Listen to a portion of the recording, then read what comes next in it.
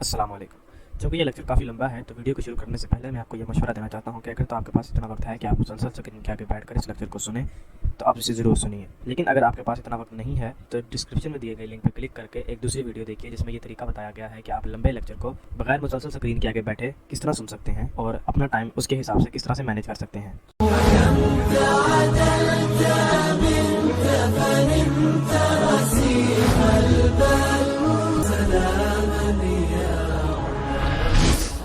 الشیخ محمد خیر محمد حجازی المعروف مولانا محمد مکی، مدرس مسجد حرام مکۃ المکرمہ، سیرت النبی صلی اللہ علیہ وسلم کے موضوع پر بیان فرما رہے ہیں۔ کیسٹ ملنے کا پتہ: پاک ریکارڈنگ، پہلی منزل، کریم سینٹر، صدر کراچی۔ Phone number 56788123۔ اب آپ اس مبارک سلسلے کا پہلا حلقہ سماعت فرمائیں۔ الحمدللہ رب العالمین، والصلاة والسلام على اشرف الانبیاء وسید المرسلین سیدنا ومولانا محمد وعلى آلہ واصحابہ اجمعین۔ اللهم صل على سيدنا محمد النبي الأمي الهاشمي وعلى آله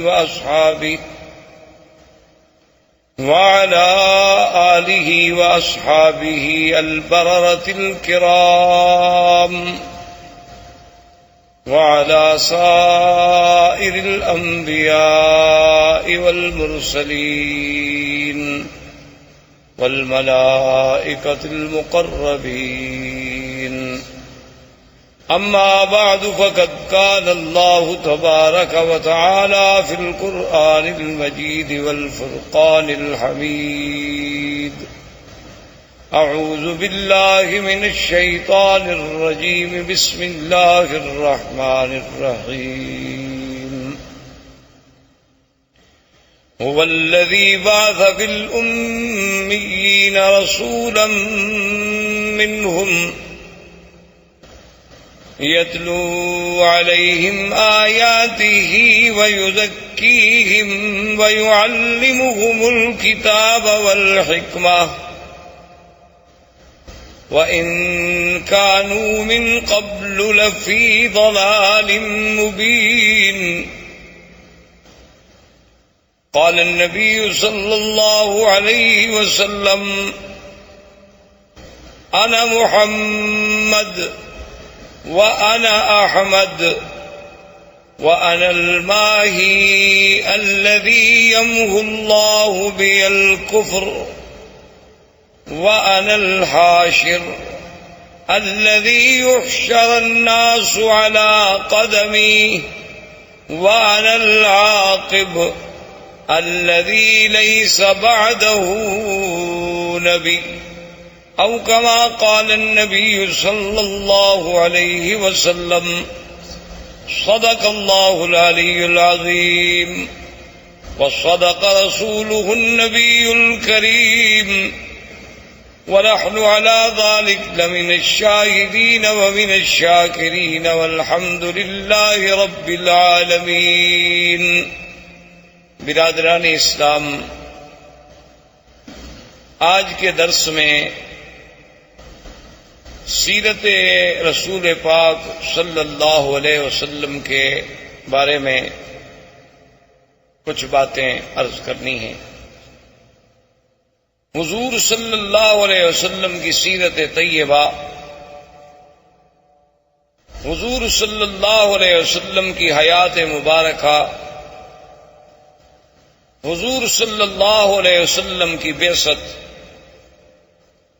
حضور صلی اللہ علیہ وسلم کی عالمگیریت، حضور صلی اللہ علیہ وسلم کے انس و جن کے لیے مبعوث ہونا، حضور صلی اللہ علیہ وسلم کی نبوت و رسالت تک قیامت تک کا جاری رہنا، یہ ساری چیزیں اور سارے پہلو اس کے متقاضی ہیں کہ جیسے خود اللہ نے قرآن میں فرمایا ہے کہ میرے نبی صلی اللہ علیہ وسلم کے آنے سے پہلے اس جزیرہ عرب کا اور عرب کے احوال کی کیا کیفیت تھی.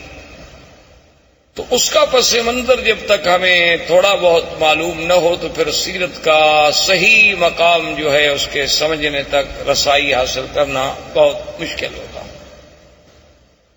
اس لیے حضور صلی اللہ علیہ وسلم کی بعثت سے قبل احوال عرب کے بارے میں بہت دور اگر ہم جائیں تو بہت مشکل ہو جائے گا، لیکن زیادہ سے زیادہ اختصار کے ساتھ جتنی ہم پہلے ماحول کی، چونکہ قرآن پاک نے بطور خاص یہ فرمایا ہے کہ ہم نے آپ کو کہاں بھیجا.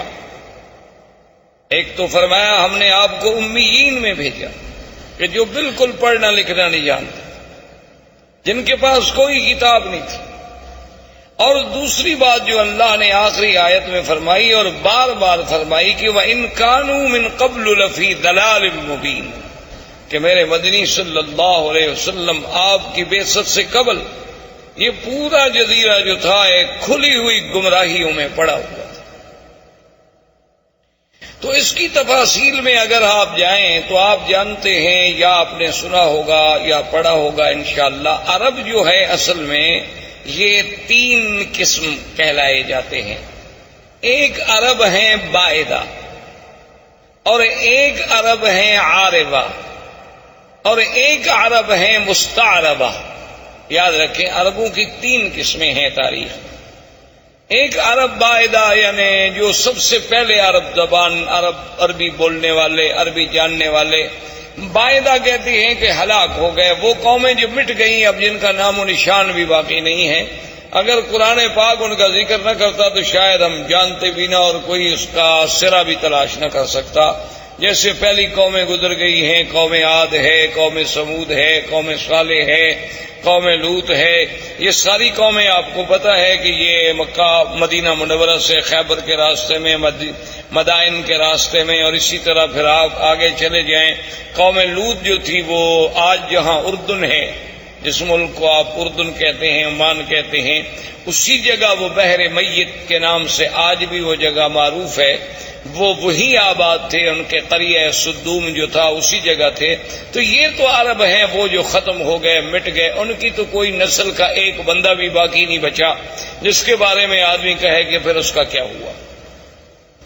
اللہ نے ان کا تو استیصال کلی کر دیا، یعنی بالکل ختم ہو گیا. ان کا تو نام و نشان ہی مٹ گیا. اچھا اب جناب ایک عرب ہے مستعربہ. مستعربہ کا معنی ہوتا ہے کہ جنہوں نے عربی لغت کسی دوسرے سے سیکھی ہو. تو ہم زیادہ دور اس لیے نہیں جاتے کہ پھر ہم سیرت کے موضوع پہ آتے آتے بھی کئی مہینے لگ جائیں گے. ہم حضور صلی اللہ علیہ وسلم کے جد امجد سیدنا ابراہیم الخلیل علیہ الصلاۃ والسلام اور سیدنا اسماعیل علیہ السلام، کیونکہ حضور صلی اللہ علیہ وسلم جو ہے ولد اسماعیل ہیں. حضور پاک صلی اللہ علیہ وسلم کا نسب جو ہے، آپ کا سلسلہ انساب جو ہے وہ سیدنا اسماعیل علیہ السلام تک جاتا ہے، اور پھر سیدنا اسماعیل علیہ السلام سے سیدنا آدم علیہ السلام تک. لیکن اگر ہم اسی سلسلے کو پھر ابتدا سے دیکھیں، یعنی ابتدائے آفرینش سے سیدنا آدم علیہ السلام سے، تو پھر تو ایک پوری تاریخ انسانیت کا ہمیں عبور کرنا پڑے گا. لیکن اگر ہم سیدنا اسماعیل اور سیدنا ابراہیم علیہ السلام سے شروع کریں تو ایک تو ہم قریب آ جائیں گے، اور دوسرا ان سے حضور کا براہ راست تعلق ہے کہ حضور صلی اللہ علیہ وسلم ولد اسماعیل. تو مختصراً یہ عرض کروں کہ اللہ نے سیدنا ابراہیم علیہ السلام کو حکم دیا کہ اپنے بیوی بچوں کو جا کے ایک ایسے مقام پہ چھوڑیں جہاں کوئی آبادی نہیں، کوئی وہاں انسان نہیں. کیونکہ سیدنا ابراہیم علیہ السلام یا اسماعیل علیہ السلام یہ سرزمین مکہ کے رہنے والے نہیں تھے. ان کا اصل جو ہے، ان کی اصل جو ہے وہ عراق اور اس کے بعد شام، فلسطین، شام، عراق، اس کے ان علاقوں میں آپ رہنے والے تھے. تو وہاں سے حضرت ابراہیم علیہ السلام آئے اللہ کے حکم پر، اپنی بیوی اور اپنے چھوٹے بچے، دودھ پیتے ہوئے بچے سیدنا اسماعیل علیہ السلام کو حکم خداوندی کے مطابق اسی مقام پہ چھوڑا جہاں اب چاہے زمزم ہے، جہاں یہ کنواں ہے زمزم کا، اسی جگہ ان کو بٹھا دیا، اور اللہ کا حکم تھا کہ بولنا بھی نہیں، بتلانا بھی نہیں، بات بھی نہیں کرنی۔ تو ابراہیم الخلیل علیہ السلام خاموشی سے چلے گئے۔ جب وہ جانے لگے تو بی بی ہاجرہ دوڑی پیچھے، انہوں نے کہا الامن تقلنا یا ابراہیم الخلیل، یہ اللہ کیا کر رہے ہو کہ یہاں کوئی انسان نہیں، یہاں کوئی پانی نہیں، یہاں کوئی آبادی نہیں، وادن غیر ذی زرع، کالے پہاڑوں میں گھری ہوئی ایک وادی ہے، تو اور یہاں جہاں کعبہ شریف ہے یہاں بالکل ایک ٹیلے کا نشان تھا، تو ہمیں کیسے چھوڑ کے جا رہے ہو؟ ابراہیم علیہ السلام خاموش ہیں چونکہ اللہ کا حکم نہیں جواب دینے کا۔ تو آخر بی بی نے مجبور ہو کر یہ جو جنت المعلا جسے آپ کہتے ہیں نا جنت المعلا، یہ اصل میں اس کو معلا کیوں کہتے ہیں کہ یہ کعبۃ اللہ کا سرزمین مکہ کا اونچا حصہ ہے، یعنی یہ اعلیٰ ہے، اعلیٰ معنی بلند، اور یہ جو ہے اسفل، یہ مسفلہ جس کو آپ کہتے ہیں محلہ مسفلہ، اس کو مسفلہ کیوں کہتے ہیں کہ یہ اسفل ہے، یہ یعنی نیچے والا حصہ ہے اور وہ جانب اعلیٰ ہے۔ اسی لیے جب بھی مسیال، جب بھی سیل آتے ہیں تو اوپر سے پانی گرے گا اور اسی مسیال سے مسفلہ سے ہوتا ہوا پھر نیچے چلا جائے گا طریق لیس سے۔ تو یہ اعلیٰ جانب تھی، تو اسی لیے وہ جو قبرستان ہے اس کو مومنین کی وجہ سے جنت کا لقب ملا اور جنت المعلا کہلایا۔ تو اس مقام تک بی بی صاحبہ دوڑتی آئیں ابراہیم علیہ السلام کے پیچھے، اور ابراہیم علیہ السلام اونٹنی پہ سوار تھے اور خاموش ہو کے جا رہے۔ تو بی بی نے کہا کہ ایک بات تو بتاؤ، اللہ امرک بہذا، کیا تمہیں تمہارے خدا نے یہ حکم دیا ہے یا تم خود ہم سے ناراض ہو؟ بھئی خامن جو اپنے بچوں کو چھوڑ دے کو وجہ تو ہوگی نا، اپنی بیوی بچوں کو چھوڑ کے جا رہے ہیں، اور چھوڑ بھی ایسی جگہ جا رہے ہیں نا، یہ تو نہیں کہ ان کو سسرال میں بھجوا دیا، بچوں میں بھجوا دیا، کسی بھائی کے گھر میں بھجوا دیا، ایک ایسے مقام پہ چھوڑ دیا کہ بادن غیر ذی زرع، جہاں کچھ بھی نہیں۔ تو جب انہوں نے یہ کہا تو اللہ نے حکم دیا کہ جواب دے، تو آپ نے فرمایا ان اللہ امرنی، اللہ نے مجھے حکم دیا ہے، میں اللہ کے حکم کے بغیر تمہیں نہیں چھوڑ کے جا رہا۔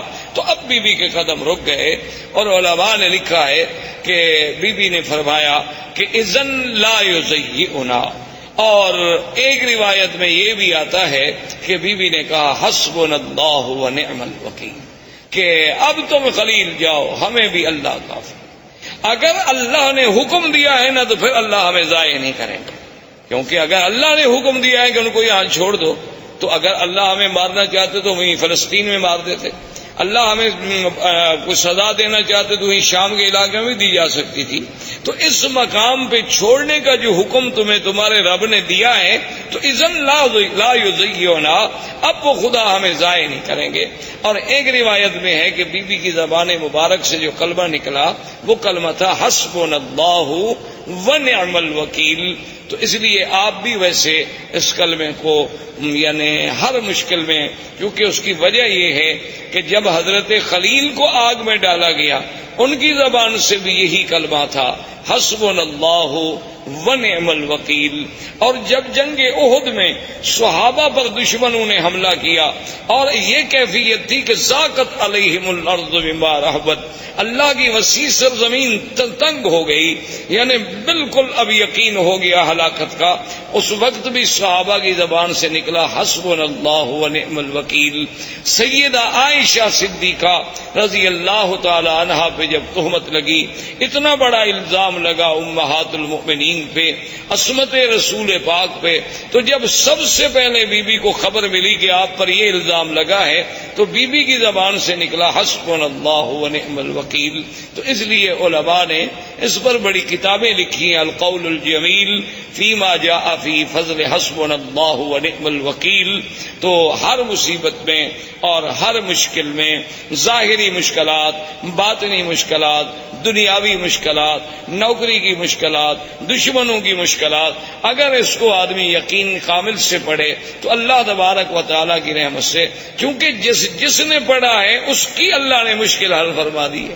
اس لیے علماء نے لکھا ہے کہ یہ کلمہ مبارک ایک اکسیر ہے، یعنی ایک ایسا ہے کہ جس چیز کو لگاؤ سونا بنا دے، لیکن شرط یہ ہے کہ اس پر ایقان ہو، ایمان ہو، یقین ہو، اور پھر پڑھنے کے لیے کوئی حد نہیں، وضو ہے نہیں ہے، ڈپٹی پہ ہیں آپ، چل رہے ہیں، گھر میں ہیں، بیٹھے ہیں، جب یاد آیا تو پڑھ لیا۔ اور جس مشکل کے لیے پڑھیں گے اللہ کی رحمت سے، فَانْقَلَبُوا بِنِعْمَةٍ مِّنَ اللَّهِ وَفَضْلٍ لَمْ يَمْسَسْهُمْ سُوءٌ۔ اللہ نے فرمایا کہ جب میرے مدنی کے صحابہ نے اس کلمے کو پڑھا تو ہم نے پھر ان کو نعمتوں کے ساتھ واپس لوٹایا، ان کو ذرا سی بھی پھر ہم نے تکلیف نہیں پہنچنے دی۔ تو اللہ تبارک و تعالیٰ کے یہ کلمہ مبارک بی بی کی زبان سے بھی علماء نے لکھا ہے کہ نکلا، اور بی بی واپس آ گئی۔ اب بڑا تفصیل کا واقعہ ہے کہ بی بی آئیں، پھر چھوٹا بچہ ہے، اور یعنی اندازہ کریں آپ کہ کتنا خوف و خطر ہے۔ تو شام جب ہونے لگی تو ہر طرف سے جنگلی درندوں کی آوازیں، کہیں سے شیر، کہیں سے بھگیاڑ، کہیں سے کچھ جنگلوں کی درندوں کی آوازیں آ رہی ہیں، اور چھوٹا سا بچہ ہے، چھوٹی سی مشکیزہ ہے، کچھ ستو ہے، کچھ چنے ہیں، یہ آپ کا سارا زاد سامان ہے اور زاد راہ ہے۔ تو مورخین نے لکھا ہے کہ بی بی صاحبہ شام کو جب اندھیرا چھا گیا تو ایک لکڑی لے کے کھڑی ہوئیں، اور انہوں نے سارے علاقوں کی طرف توجہ کر کے خطاب کیا کہ اے جنگل کے درندوں، یہاں انسان تو کوئی نہیں جن کو میں خطاب کروں، لیکن ایک بات یاد رکھ لو کہ میں ایک اللہ کے نبی خلیل کی بیوی ہوں اور اسماعیل کی اماں ہوں۔ تو کہتے ہیں کہ فوری طور پر بی بی صاحبہ کی آواز سنتے ہی تمام جانور خاموش ہو گئے، اور اس کے بعد بلکہ یہ اظہار ہونے لگا کہ مختلف مقام پہ جانور بیٹھ گئے اور خاموشی کے ساتھ، یعنی جو یہ واضح کرنے لگے کہ بی بی صاحبہ ہم حملے کے لیے نہیں آئے، ہم تو پہرے کے لیے آئے ہیں، کیونکہ اس کی وجہ تھی کہ یہ وہ مسعود وجود تھا، یہ وہ مسعود بچہ تھا جس کی نسل میں پیدا ہونا تھا حضرت محمد الرسول اللہ صلی اللہ علیہ وعلا آلہ واصحابہ وسلم تسلیما کثیرا کثیرا۔ تو اگر اسماعیل کی حفاظت نہ ہوتی تو پھر یہ سلسلہ حضور تک کیسے پہنچتا؟ تو اصل میں تو یہ سارا نظم جو ہے اسی پاک نبی کے لیے سجائی جا رہی تھی، اور یہ منزل اسی لیے بنائی جا رہی تھی۔ کہیں آپ نظر ڈالیں، کہیں آسمانوں پہ پہرے ہیں، کہیں کعبۃ اللہ کو بنایا جا رہا ہے، کہیں ابراہیم کو ہجرت پہ بھیجا جا رہا ہے، کبھی ان سے بچے چھڑوائے جا رہے ہیں۔ تو یہ ساری چیزیں جب ان پہ نظر ڈالیں گے تو محسوس ہوگا کہ یہ ساری محفل جس کے لیے سجائی جا رہی تھی وہ آنے والے تھے حضرت محمد الرسول اللہ صلی اللہ علیہ وعلا آلہ واصحابہ وسلم تسلیما کثیرا کثیرا۔ تو اب جناب سیدنا اسماعیل علیہ السلام کا پانی ختم ہوا، بی بی صاحبہ صفا مروہ پہ دوڑی، صفا پہ چڑھی، مروہ پہ گئی، مروہ پہ چڑھی، صفا پہ پہنچی، اور 7 چکر لگائے۔ تو اللہ پاک کو یہ دوڑنا اتنا پسند آیا کہ مسعی جو ہے اس کو قیامت تک کے لیے شاعر اللہ قرار دے دیا گیا۔ اب جناب بی بی کے کان میں آواز آئی کہ جاء الغوث، کہ اللہ کی مدد آ گئی۔ بی بی نہ گھبرائیں۔ تو بی بی صاحبہ کھڑی ہو گئی، انہوں نے کہا کون ہو آواز دینے والے، سامنے آؤ۔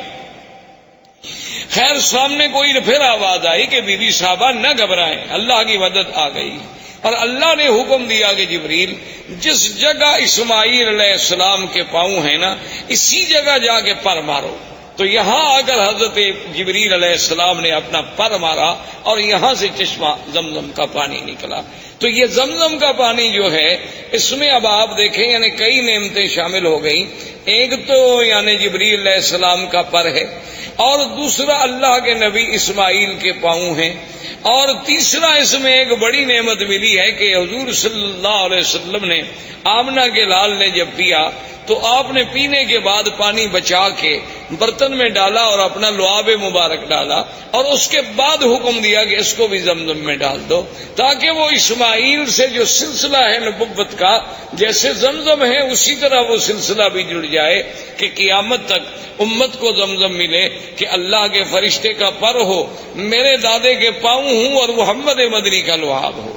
اس لیے علماء نے لکھا ہے کہ زمزم کا پانی جو ہے وہ جنت کے پانی سے افضل ہے۔ حوض کوثر سے افضل ہے، یعنی جنت کی نہروں سے افضل ہے۔ انہوں نے کہا اس کی وجہ یہ ہے کہ جنت کی نہریں تو اللہ کے حکم سے پیدا ہو گئی نا، کن ہو جا بس ہو گئی، اور اسباب کی حد تک تو وہاں کوئی چیز ہی نہیں، حکم دیا گیا کہ جنت بن جا، بن گئی، حکم دے دیا نہریں جاری ہو جائیں، ہو گئی۔ لیکن یہاں تو اسباب بھی ہیں کہ دو نبی اکٹھے، ایک رسول نوری ہے جبریل، وہ بھی رسول ہے، قاصد ہے اللہ کا، اور ایک پیغمبر حضرت اسماعیل، اور تیسرے پیغمبر سیدنا محمد الرسول اللہ۔ تو ان سب چیزوں کے جمع ہونے سے زمزم کو جو فضیلت ملی وہ جنت کے پانی سے بھی زیادہ بڑھ گئی۔ تو اس لیے علماء نے لکھا کہ جب معراج پہ جانے سے قبل حضور پاک کا سینہ مبارک کھولا گیا تو ہر چیز جبرائیل جنت سے لائے، لیکن پانی زمزم سے لیا، جو دلیل تھی اس بات کی کہ پانی زمزم کا افضل ہے، ورنہ اگر اور کوئی پانی افضل ہوتا تو وہاں سے پانی لانا جبریل کے لیے کیا مشکل تھا۔ جنت سے جب تستم من ذہب، سارا سامان جنت سے لائے، آپریشن کے سامان سارا جنت سے لائے، ٹانکے لگانے کے لیے دھاگا سارا جنت سے آیا، ہر چیز جنت سے لائی گئی، لیکن پانی زمزم کا استعمال ہوا کیونکہ افضل رسول کا افضل دل جو تھا وہ افضل پانی سے دھل سکتا تھا۔ تو اس لیے اللہ تبارک و تعالیٰ نے اس پانی کو ایک شرف بخشا۔ اب اتفاق یہ ہوا کہ یمن کے علاقوں میں ایک تھی سد معارب، سد کہتے ہیں بند، جیسے بڑا بند ہوتا ہے نا جی، جیسے آپ ڈیم بناتے ہیں اور آگے بند لگاتے ہیں، تو انہوں نے بھی ایک بہت بڑی سد بنائی تھی، جیسے سد اسکندری، جیسے سد یاجوج ماجوج، جیسے آپ سمجھیں دیوار چین، اسی طرح ان کی ایک سد معارب کہلاتی تھی۔ وہ اتفاق کی بات ہے کہ ٹوٹ گئی۔ جب سد معارب ٹوٹ گئی تو پانی پھیل گیا، پانی تو ختم ہو گیا، اور پانی رکتا تھا اور اس سے وہ سال ہر سال استفادہ کرتے تھے۔ تو جب پانی ختم ہو گیا تو اب یمن کے قبائل جو تھے وہ نکلے مختلف علاقوں میں آباد ہونے کے لیے کہ ہم کہاں جائیں۔ وہاں سے چلتے چلتے قبائل آئے کہ پانی ڈھونڈیں، کسی ایسی جگہ جائیں گے جہاں ہمیں پانی ملے تاکہ وہاں ہم رہ سکیں، رہائش کر سکیں، کیونکہ پانی اگر نہ ہو تو آدمی زندہ نہیں رہ سکتا۔ اللہ نے قرآن پاک میں بھی یہ بات واضح فرما دی کہ وَجَعَلْنَا مِنَ الْمَاءِ كُلَّ شَيْءٍ حَيٍّ، اللہ نے فرمایا ہم نے ہر چیز جاندار کی جان جو ہے وہ پانی کے ساتھ معلق رکھی، اسی پانی سے ہم نے اس کو زندہ کیا۔ تو پانی وجہ حیات ہے، پانی مردہ زمینوں کی حیات ہے، مردہ انسانوں کی حیات ہے۔ تو ڈھونڈتے ڈھونڈتے قبیلہ جرہم، یہ یمن کا قبیلہ تھا اور یہ عرب تھے، بنو جرہم جو تھے یہ تو خالص عرب تھے کیونکہ یہ تو یمن سے تھے۔ تو یہ قبیلہ جرہم جو ہے پانی تلاش کرتے کرتے کرتے جب مکہ مکرمہ کے قریب آیا تو دیکھا کہ کچھ پرندے اڑ رہے ہیں۔ اچھا یہ قاعدہ ہے کہ جہاں پانی ہو تو وہاں پھر پرندے آتے ہیں، ان کو بھی احساس ہوتا ہے کہ کوئی ہمیں پانی والی جگہ ملے۔ تو انہوں نے جب پرندوں کو اڑتے ہوئے دیکھا تو قبیلہ جرہم نے آپس میں مشورہ کیا، انہوں نے کہا کہ بھئی یہاں تو ہم نے کبھی پرندے اڑتے نہیں دیکھے، یہ کیا ہے، تلاش کیا جائے، اپنے آدمی بھیجے۔ تو انہوں نے کہا کہ ہاں وہاں تو پانی ہے، ایک بڑا چشمہ ہے اور وہاں ایک بوڑھی عورت بھی بیٹھی ہے اور ایک بچہ بھی ہے۔ انہوں نے کہا کہ ٹھیک، وہ قبیلے کا قبیلہ سارا یہاں پہنچا۔ لیکن اس زمانے میں ان کے اندر کچھ اخلاق ہوتے تھے، یعنی باوجود اس کے کہ عرب میں یہ قتل قتال لڑائی یہ سب چیزیں بڑی عام تھیں، لیکن پھر بھی کچھ ضوابط تھے، کچھ اصول تھے۔ تو وہ جب آئے تو انہوں نے بی بی صاحبہ سے کہا کہ بھی ہم پانی کی تلاش میں یمن سے نکلے ہیں، اب آپ خود اندازہ کریں کہ یمن سے چلتے چلتے ہم مکہ پہنچے اور یہاں ایک چشمہ ہے، تو آپ اگر ہمیں اجازت دیں کہ ہم اس چشمے کے قریب رہ جائیں تو آپ کی بڑی مہربانی ہوگی۔ تو بی بی صاحبہ کو بھی اللہ نے عقل دیا، انہوں نے فرمایا کہ ہاں آپ یہاں رہ سکتے ہیں، لیکن پانی پر آپ کا حق نہیں ہوگا، پانی ہمارا، اس پر حق جو ہے میرا اور میرے بیٹے کا ہوگا۔ پانی آپ لے سکتے ہیں لیکن یہ کنواں آپ کا ملک نہیں سمجھا جائے گا، اس پر ہمارا ہی کنٹرول ہو، ہمارا ہی تسلط ہو۔ انہوں نے کہا کہ جی بالکل ٹھیک ہے، ہم مانتے ہیں۔ اور ایک روایات تاریخ میں یہ بھی آتا ہے کہ بی بی نے کہا کہ بھی اس کا کچھ آپ ہمیں معاوضہ بھی دیں گے، آخر پانی کا فائدہ جو آپ اٹھائیں گے، تو انہوں نے کہا کہ ہم وہ بھی دیں گے۔ تو یہاں سے پھر قبیلہ جرہم جو تھا یہاں آباد ہو۔ جرہم قبیلے کی آبادی کے بعد حضرت اسماعیل علیہ السلام جوان ہوئے تو ان کی شادی بھی جرہم قبیلے سے ہوئی۔ جب ان سے ہوئی تو اب حضرت اسماعیل علیہ السلام نے عربی زبان جو تھی وہ جرہم سے سیکھی، اس وجہ سے آپ جو ہیں عرب مستعربہ کہلائے کہ آپ کی اپنی زبان مبارک عرب نہیں تھی، بلکہ آپ نے عربی جو تھی وہ جرہم سے سیکھی۔ اب زبان جو ہے اس پہ قابو ہو گئے، اور حضرت اسماعیل علیہ السلام کی عمر مبارک جو ہے جب 16 سال کی تھی، اللہ نے اس حضرت ابراہیم الخلیل علیہ السلام کو حکم دیا، وہ آئے اور بنائے کعبہ کا حکم ملا کہ یہاں اللہ کا گھر بنائیں۔ تو ابراہیم علیہ السلام نے اس کعبے کی اللہ کے حکم سے بنیاد رکھی، اور بنیاد اسی قواعد پہ رکھی گئی جو آدم علیہ السلام نے قواعد رکھے تھے اللہ کے حکم سے۔ اب ایک تاریخ میں یہ آتا ہے کہ ابراہیم علیہ السلام نے پوچھا کہ اللہ آپ کا حکم ہے کہ میرا کعبہ بناؤ، لیکن مجھے پتہ نہیں کتنا طول ہے، عرض ہے، کتنا کعبہ ہے، کہاں دیواریں ہوں گی۔ وہ تو ایک ٹیلا تھا نا جی، بارشیں آتی اور فلڈ آتے اور سیل آتی، سیلاب آتے اور چیزیں یہاں پھینک کے چلے جاتے، تو بنتے بنتے بہت بڑا ٹیلا بن گیا۔ تو اللہ نے حکم دیا کہ ہم آسمان پر بادل کا ایک ٹکڑا بھیجتے ہیں، جہاں جہاں بادل کا سایہ ہو سمجھ لو کہ یہ جگہ کعبہ ہے، اور جہاں سایہ نہیں ہوگا تو وہ جگہ کعبہ نہیں، اسی جگہ تم نشان لگا لو۔ تو کعبۃ اللہ کے اوپر ایک سایہ ایسے جیسے سائبان کھڑا ہو جاتا ہے، یعنی وہ کھڑا ہو گیا، اور حضرت اسماعیل علیہ السلام، حضرت ابراہیم اور اسماعیل علیہ السلام نے نیچے کعبۃ اللہ کے نشان لگا۔ دیکھیں نا کہ آج 1400 سال کے بعد دنیا ترقی کرتی ہے نا جی، کہ جوی نقشہ، کہ بھئی ہم ہیلی کاپٹر پہ بیٹھ کے یا فضاؤں سے بیٹھ کے یا چھوٹے جہازوں پہ بیٹھ کے اوپر سے وہ کسی علاقے کا کسی شہر کا نقشہ بناتے ہیں، لیکن اللہ نے اپنے کعبے کے لیے تو 4000 سال پہلے سے نقشے کا انتظام فرما دیا کہ بھی اس کی پیمائش دیکھنی ہے، طول و عرض دیکھنا ہے، اور ان کے فوٹو تو غلطی بھی کر سکتے ہیں، لیکن وہ تو سایہ اتنا صحیح تھا کہ اس میں جب ابراہیم علیہ السلام نے کھودا تو نیچے ابراہیم حضرت آدم علیہ السلام کی بنیادیں مل گئی، تو اس پر وہ کعبۃ اللہ کی جو ہے وہ تعمیر۔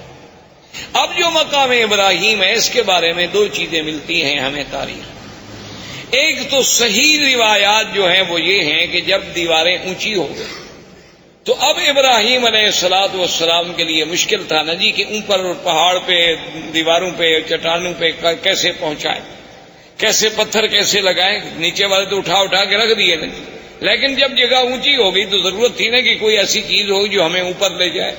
اب اس کے لیے ضرورت یہ تھی کہ درخت کاٹے جائیں، لکڑیاں کاٹی جائیں، پھٹے بنائے جائیں، ان کو باندھا جائے اور کھڑے ہونے کا ذریعہ بنے۔ تو اللہ نے حکم دیا کہ ابراہیم الخلیل یہاں ایک پتھر ہے، اس پتھر پہ تم کھڑے ہو جاؤ، اور یہ تمہارے حکم کے ہم نے تابع کر دیا ہے، اس کو آپ حکم دیں گے یہ اونچا ہو جائے گا، اور حکم دیں گے تو خود بخود یہ نیچے چلا جائے۔ یعنی آپ دیکھیں نا آج کرینوں کے جو تصور ہیں، مشینری کے جو تصور ہیں کہ آپ کے بٹن سے ضرورت کے مطابق اوپر ہوں گی نیچے ہوں گی، لیکن اللہ تبارک و تعالیٰ کی کمال قدرت دیکھیں اور انبیاء کے معجزات دیکھیں کہ نہ تو کوئی مشینری لگائی گئی، نہ وہاں کوئی موٹر لگائی گئی، نہ کوئی بجلی کا انتظام کیا گیا، بس پتھر کو حکم دے دیا کہ جو میرا نبی کہتا ہے مانو، پتھر تابع ہو گیا، بات ختم ہو گئی۔ اللہ تبارک و تعالیٰ چاہے تو داؤد علیہ السلام کے پتھر تابع کر دیں، اللہ چاہے تو ابراہیم علیہ السلام کے تابع کر دیں، تو ابراہیم علیہ السلام کھڑے ہو جاتے، پتھر اوپر ہو جاتا، پھر نیچے ہو جاتا، اور اس پر حضرت ابراہیم علیہ السلام کے قدموں کے نشان پڑ گئے۔ ویسے آپ کو بھی کبھی دھوکہ ضرور لگا ہوگا، آپ جب دیکھتے ہوں گے مقام ابراہیم کے پتھر کہ بھئی اتنا چھوٹا پاؤں اور اندر کیسے پورا چلا گیا۔ یہ پورا اندر نہیں تھا، یہ تو اصل میں یہ ہے کہ یوں پتھر تھا نا، تو آپ نے جب پاؤں رکھا تو پاؤں کا نشان لگ گیا اندر تھوڑا سا، یہ بعد میں تو ہم نے چوم کے چاٹ کے الحمدللہ اس کو نیچے پہنچایا۔ یہ ہماری اپنی مہربانیاں ہیں، یعنی باقی جو ہم نے محنت کی ہے نا، یہ روزانہ ہاتھ جو لگاتے رہے ماشاءاللہ، جیسی حضرت سلمان فارسی رضی اللہ تعالیٰ عنہ کے باغ میں جو کھجوریں تھیں تو ہمارے حاجیوں نے ماشاءاللہ ان کو سینے لگا کے کھجور آدھی ختم ہو گئی، اور نتیجہ یہ نکلا کہ آخر وہ کھجوریں بوسیدہ ہو گئیں اور وہ گر گئیں۔ تو ہماری قوم تو ان چیزوں کی ماشاءاللہ بہت ماہر ہے، اللہ تبارک و تعالیٰ کی مہربانی ہے کہ وہ جناب اس نے جو ہاتھ لگانا شروع کیا اور یوں چاٹنا شروع کیا، دیکھا نہیں کہ کڑے جن میں غلاف کعبہ باندھا جاتے ہیں ان کو ہر 2 سال کے بعد بدلنا پڑتا ہے، یہ اس کو بھی پکڑ کے ہلا رہے رہتے ہیں اور وہ بھی گس جاتے ہیں وہاں، کیونکہ ہر وقت جو ایک آدمی نے پکڑا ہوا ہو تو کیا کرے آدمی۔ تو بہرحال تو مقام ابراہیم اس پتھر کا نام، اچھا اللہ کی شان دیکھیں، یہ مقام ابراہیم جہاں اب ہے یہاں نہیں تھا. یہ مقام ابراہیم جو ہے بالکل کعبۃ اللہ کی دیوار کے ساتھ تھا، کیونکہ یہ تو تعمیر میں کام لگایا گیا نا جی، اور تعمیر کے بعد وہیں اس کو چھوڑ دیا گیا. اس کو دور لانے کی تو کوئی وجہ ہی نہیں تھی. اب بھی آپ نے دیکھا ہوگا کعبۃ اللہ کے دروازے کے پاس اگر آپ دیکھیں نا تو بنیادوں پر ایسے پتھروں کے تھوڑے تھوڑے نشان ہیں. دراصل یہ وہ مقام ہے جہاں جبریل علیہ السلام نے کھڑے ہو کر حضور کو نماز پڑھائی. یہ مقام امامت جبریل علیہ السلام ہے. کعبۃ اللہ کا دروازہ جہاں ختم ہوتا ہے تو نیچے آپ ذرا بنیاد پر نظر ڈالیں تو وہاں آپ کو ایسے 4-5 ٹکڑے پتھروں کے عجیب عجیب سے لگے ہوئے نظر آئیں گے اس کی بنیاد میں. تو یہ وہ جگہ ہے جہاں سیدنا آقا انعامدار سرکار دو عالم صلی اللہ علیہ وسلم کو جبریل نے نمازیں پڑھائیں، 5 اول وقت میں اور 5 آخر وقت میں. تو یہ بھی وہ نشان جو تھا رکھا گیا. اچھا اسی کے ساتھ اب تو مطاف مبارک کو ٹھیک کیا گیا. پہلے آپ نے دیکھا ہوگا چھوٹا سا ایک نشان لگتا تھا کہ جیسے یہاں کچھ جگہ نیچی ہے. تو یہ وہ جگہ تھی جہاں کعبۃ اللہ کے لیے مٹی اور گارا بنایا جاتا تھا کعبۃ اللہ کی دیواروں کو لگانے کے لیے. تو یہ وہ مقام تھا جہاں سیدنا ابراہیم علیہ السلام نے مٹی بنائی اور اس کا پانی ڈالا تاکہ پتھروں کو جمانے کے لیے اس مٹی سے فائدہ اٹھایا جا سکے. اچھا اب خدا کی شان ہے کہ جہاں کا موجودہ حالت میں مقام ابراہیم ہے اس کی وجہ یہ ہوئی کہ ایک دفعہ سیل آئی بڑی زبردست، سیل فلڈ سیلاب وہ آیا اور وہ مقام ابراہیم کو بہا کے لے گیا، یعنی اتنا دور کر دیا اس پتھر کو. تو اب صحابہ اکٹھے ہوئے کہ بھی اس کا کیا حل کیا جائے، اس کو وہاں لے جائیں جہاں اپنے اصل مقام پہ تھا، یا اس مقام ابراہیم کے حجر ابراہیم کو ہم یہاں رہنے دیں. اب یہاں پہنچ گیا تو صحابہ نے مشورہ کیا ابھی وہاں لے جانے سے کعبۃ اللہ کے طواف کرنے والوں کو رکاوٹ بنے گی، کیونکہ وہ دیوار سے تھوڑے فاصلے پر تھا. اگر یہاں دور ہو گیا تو اچھی بات ہے، کافی درمیان میں فاصلہ ہے. اس وقت تو تصور اتنے لوگوں کا ہوتا تھا نا جی. یہ تو بعد میں الحمدللہ اللہم زد فزد کہ ہر سال اللہ کی رحمت سے عدد جو ہے بڑھتا جا رہا ہے اور انشاءاللہ قیامت تک بڑھتا چلا جائے گا. تو اس جگہ تو صحابہ کا مشورہ یہ طے ہو گیا کہ اب اس کو نہ چھیڑو، اب اس کو اسی جگہ رہنے دو، ورنہ ہر دور میں جو بھی آئے گا اس کو تبدیل کرے گا. کوئی کہے گا یہاں کر دو، کوئی کہے گا یہاں لگا دو. کیا اللہ نے پہنچا دیا اسی جگہ رہے. لیکن آپ حیران ہوں گے، حکمت دیکھیں خدا کی. آج بھی ہمیں تواریخ سابقہ، تاریخ عالم کو جب آپ کھولیں تو ان میں یہ باتیں ملتی ہیں کہ بے عین ہی اسی جگہ ابراہیم علیہ السلام جب کعبۃ اللہ بنا رہے تھے نا تو یہاں کھڑے ہو کر دیوار کو دیکھتے تھے کہ دیوار سیدھی ہے کہ نہیں، کیونکہ ان کے پاس کوئی آلات تو تھے نہیں اور نہ پہلے زندگی میں کبھی عمارت بنائی تھی. وہ تو اللہ کا حکم تھا نا کہ تعمیر کر دو. تو یہی جگہ تھی. وہ پتھر سے اتر کے آتے نا، جیسے آپ مکان بنا رہے ہو تھوڑا دور کھڑے ہوں گے نا دیوار کے قریب تو آپ نہیں کھڑے ہوں گے. وہ آگے دیکھتے بھی دیوار ٹھیک ہے، پتھر ٹھیک ہے، کوئی پتھر آگے کوئی پتھر پیچھے تو نہیں. تو اللہ کو بھی وہی جگہ منظور تھی کہ سیلاب بھی آیا تو اس پتھر کو اسی جگہ لے آیا، ورنہ وہ چاہتا تو یہاں سے دور لے جاتا. لیکن اللہ تبارک و تعالیٰ کی شان ہے تو وہ دونوں مقام ابراہیم بن گئے. واتخذوا من مقام ابراہیم مصلی، ایک تو اس سے مراد وہ پتھر اور ایک اس سے مراد وہ مقام جہاں ابراہیم علیہ السلام کھڑے ہو کے کعبۃ اللہ کی عمارت کو دیکھا کرتے تھے. تو اللہ تبارک و تعالی نے اس جگہ کو بھی یعنی اتنی بڑی عظمت بخشی، اتنی بڑی شان بخشی کہ وہ قیامت تک کے لیے قرآن میں آیا اور مصلی خلیل، مصلی حبیب سیدنا محمد الرسول اللہ صلی اللہ علیہ وسلم جو ہے بن گیا. اب یہ سیدنا ابراہیم علیہ السلام نے کعبہ بنایا. اللہ نے ندا کا حکم دیا کہ کعبہ بن گیا ہے، لوگوں کو حج کے لیے پکارو. تو اس ندا میں بھی اقوال ہیں. بعض علماء فرماتی ہیں اسی حجر ابراہیم پہ کھڑے ہو کے ابراہیم علیہ السلام نے ندا دی. بعض علماء فرماتی ہیں کہ جبل ابی قبیس، یہ جو پہلا جس قریب پہاڑ ہے نا جس پہ اب محلات ہیں، یہ پہاڑ ابی قبیس جو اور اللہ کی شان ہے.